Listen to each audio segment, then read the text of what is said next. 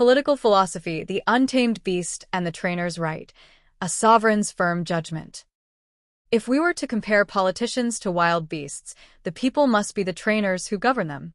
The moment a trainer loses the meaning of the whip and the carrot, or cowers before the beast's roar and stands idly by, the wild beast begins to view the trainer as a mere mannequin or scarecrow, running wild at its own will.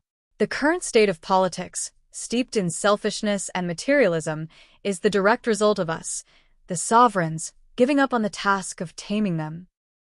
An election, the moment when the people wield their greatest power, is not a mere event, but a solemn judgment by the trainer. We hold the powerful tool of the ballot. Yet, to give up or turn away from voting because there is no suitable candidate is a foolish act of casting away one's sovereign rights. Indifference provides politicians with an indulgence and acts as the worst fertilizer, fueling their perception of the people as nothing more than scarecrows. The way to make politicians fear the people is clear. Imprint upon them that the people are watching and that every one of their disappointing actions is etched into our memory. Casting a blank, invalid, ballot by going to the polls is not a mere act of refusal. It is a powerful warning message stating, "You are unfit to be our agents, and we are monitoring your every move." When the cold, rational will of the people is projected onto the polling station, politicians will finally begin to mind the people, and that wave of cleaner politics will instantly wash away the archaic practices of state officials. When we unite to send a resolute message of abstention amidst high voter turnout, politics finally escapes the rotten swamp and regains its vitality. The era of casting blind ballots as slaves to political parties must end. A politician who has not shown the fear of the people can never become a great leader, and power that does not sincerely love the people will eventually become a weapon that tramples upon their lives. Citizens, descend from the seats of spectators now. Your vote is not a gift to those in power, but the whip of a trainer who commands them. Go to the polls and prove your existence. When you do not remain silent and awaken to the fact that you are the master, politics will change to survive, and the people will finally stand tall as the true helmsman of the great ship called the nation. Author's message: a citizen who does not vote is merely a scarecrow to politicians, while a citizen who exercises their right to vote is their master. As such, unless you wield the whip of the vote, they will never stand on your side. Keep in mind that indifference is the sharpest weapon that destroys your own future. Go proudly to the polls and reclaim the rights of a master.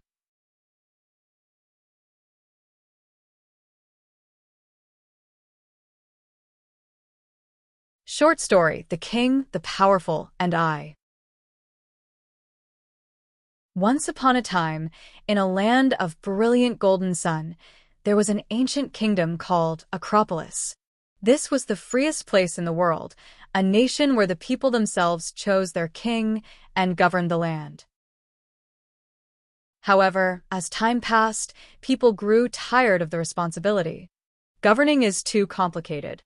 Let's just pick anyone and go back to our own lives.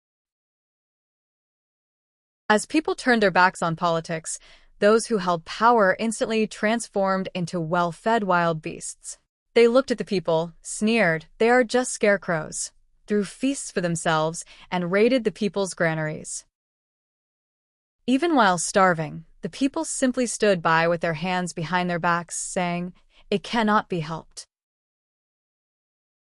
Just then, a wise old man with a long white beard appeared in the square and struck the ground with his staff.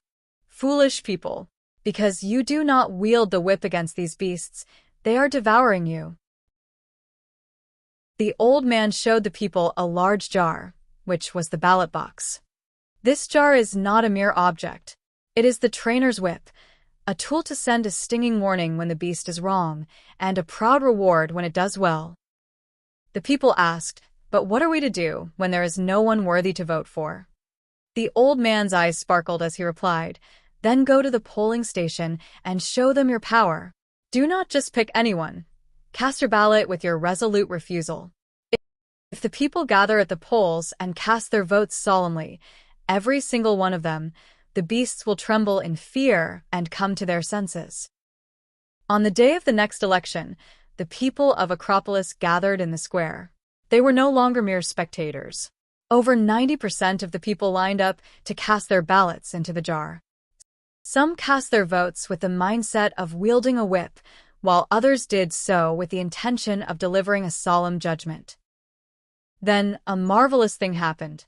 Feeling the cold gaze of the people and the weight of their solemn votes, the powerful shed their beastly masks and began to tremble.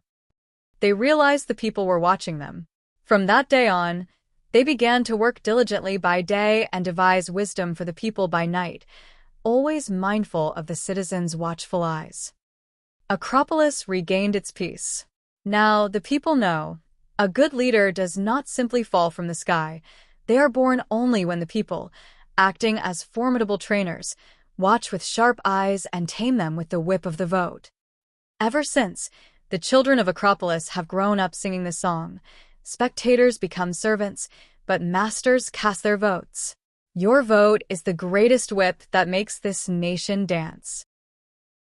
Author's message: your vote is not a gift given to the powerful, but a holy whip that corrects the nation.